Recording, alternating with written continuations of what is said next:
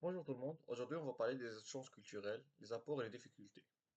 Pour commencer, on va commencer par l'étape de matière, on va passer par une introduction, on va passer ensuite les apports et les échanges, ensuite on va prendre les difficultés, on va voir comment les surmonter et on va voir quelques exemples des échanges culturels réussis. Et finalement on va conclure le tout. Les échanges culturels sont de plus en plus fréquents dans notre monde globalisé. Ils permettent la découverte d'autres cultures, de nouvelles perspectives et d'une richesse culturelle unique. Cependant, les échanges ne sont pas sans difficulté, car les différences culturelles peuvent conduire à des incompréhensions, des malentendus et des conflits. Ainsi, il est important de se questionner sur les apports et les difficultés des échanges culturels pour mieux comprendre leur impact sur la société et sur les individus.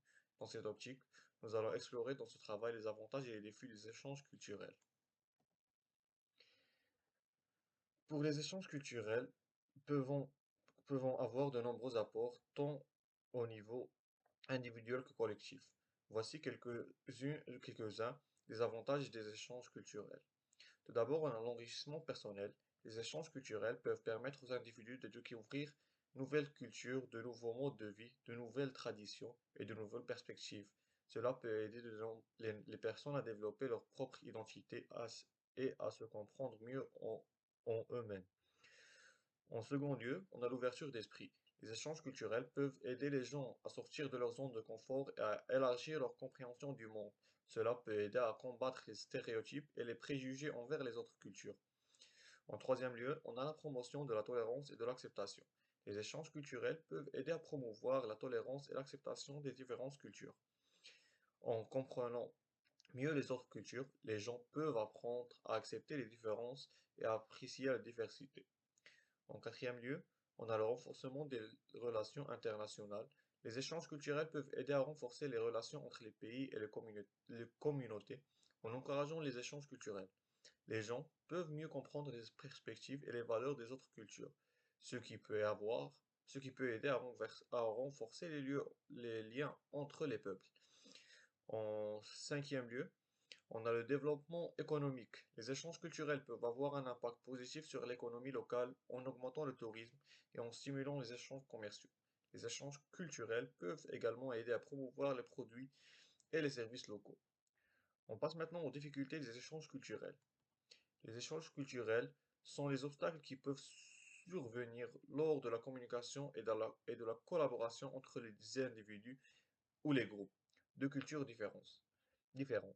Ces difficultés, qui peuvent inclure plusieurs aspects, empêchent une compréhension mutuelle et une collaboration efficace entre deux parties indépendantes, ce qui peut entraver la réussite des échanges culturels. Il est donc important de reconnaître ces difficultés et travailler à les surmonter pour favoriser les échanges culturels fructueux et enrichissants. En voici quelques exemples des difficultés que présentent les échanges culturels. En premier, on a les différences linguistiques. La barrière linguistique peut être un obstacle majeur pour les échanges culturels, car la communication est essentielle pour la compréhension mutuelle. Deuxièmement, on a la différence culturelle. Les différences culturelles peuvent être source de malentendus et de confusion, notamment en ce qui concerne les normes sociales, les croyances, les traditions et les valeurs. Car on a vu dans l'un de nos cours que les valeurs sont liées aux émotions de l'autrui. Troisièmement, on a les stéréotypes et les préjugés. Les stéréotypes et les préjugés vont influencer directement la façon dont les personnes perçoivent et interagissent avec les autres cultures, ce qui peut créer des malentendus et des conflits. Les différences économiques, les différences euh, économiques peuvent avoir un impact sur la capacité des personnes à participer à des échanges culturels, notamment en ce qui concerne les coûts de voyage, les frais de participation, etc. En cinquième lieu, on a les problèmes logistiques. Les échanges culturels peuvent être difficiles à organiser en raison de problèmes logistiques tels que la planification, la coordination des participations, les problèmes de transport, etc. Il est important de reconnaître ces difficultés et de travailler à les surmonter pour favoriser des échanges culturels fructueux et enrichissants. Pour cela, on va passer aux méthodes comment surmonter les difficultés. On a en premier lieu faire épreuve d'ouverture d'esprit. La première étape pour surmonter les difficultés lors des échanges culturels est de faire preuve d'ouverture d'esprit.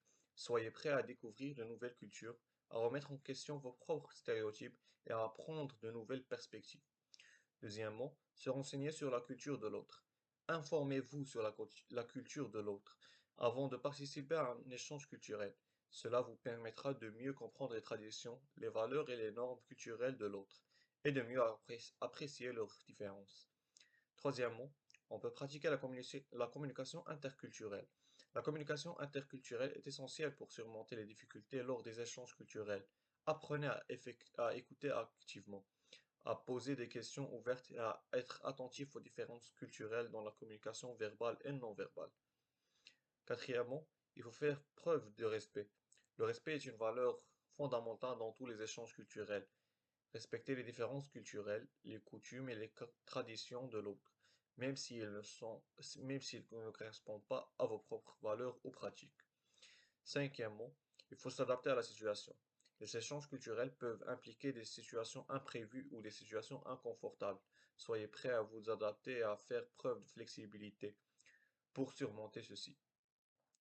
Et finalement, on peut chercher l'aide d'un médiateur culturel. Si vous rencontrez des difficultés majeures lors d'un échange, cherchez l'aide à un médiateur culturel.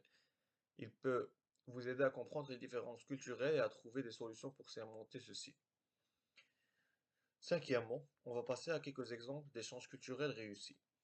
Tout d'abord, il existe de nombreux exemples d'échanges culturels réussis à travers l'histoire. En effet, tout échange qui permet à deux cultures de se rencontrer, d'apprendre l'une de l'autre et de développer les liens plus étroits peuvent être considérés comme un échange culturel.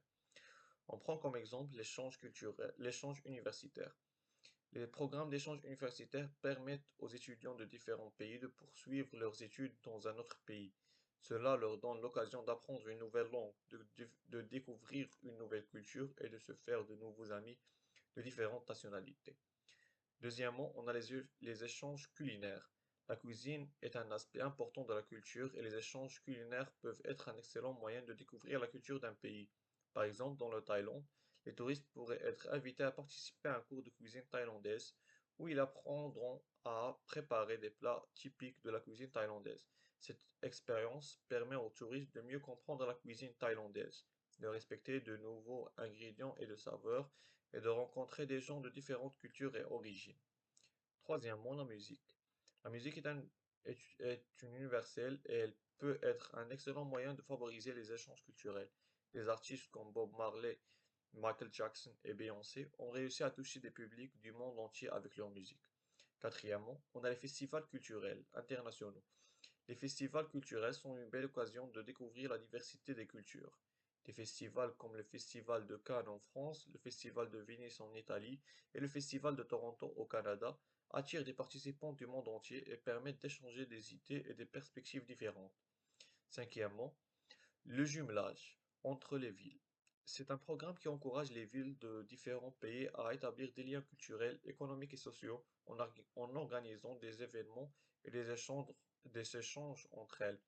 Par exemple, le jumelage entre les villes de Paris et de Berlin, qui a été créé après la Seconde Guerre mondiale pour favoriser la réconciliation entre les deux pays.